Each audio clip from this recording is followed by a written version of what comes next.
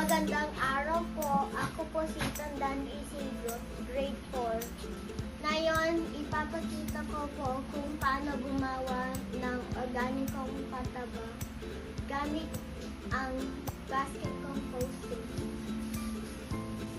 Ang basket composting ay paraan ng pagkagawa ng organikong pataba. Gamit ang basket o lalagyan ng mga butas. Ang mga kailangan natin ay lupa, balat ng prutas at gulay, dinurog ng balat ng itlog, papel, at tubig. Una, gupitin natin ng maliliit ng balat ng prutas at gulay.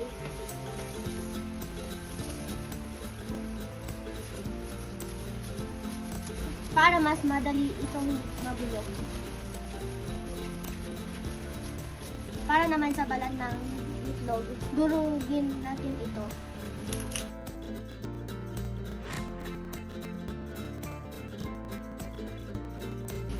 Tayo na at magsimula.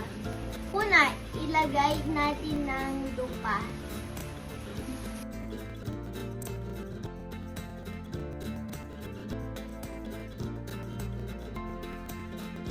Pangalawa, lagay natin ng balat ng prutas at gulay.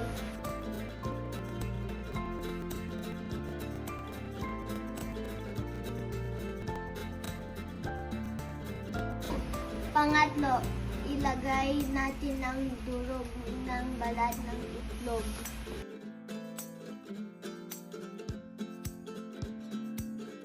Pang-apat, ilagay natin ang papel.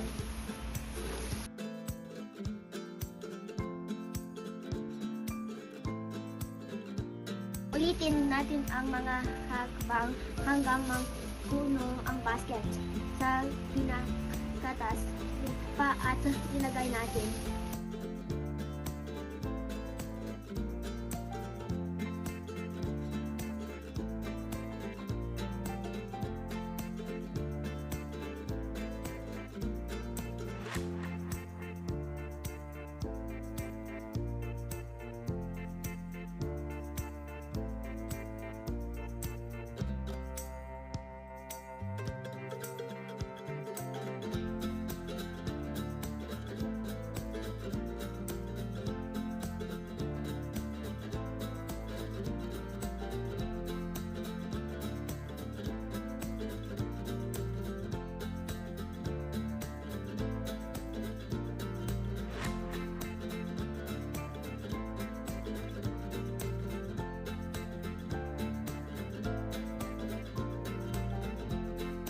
Pagkatapos, iligan natin ito ng kaunting tubig.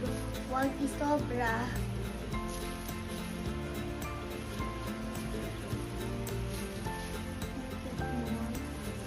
Pan natin ang basket at lagay ito sa lilim.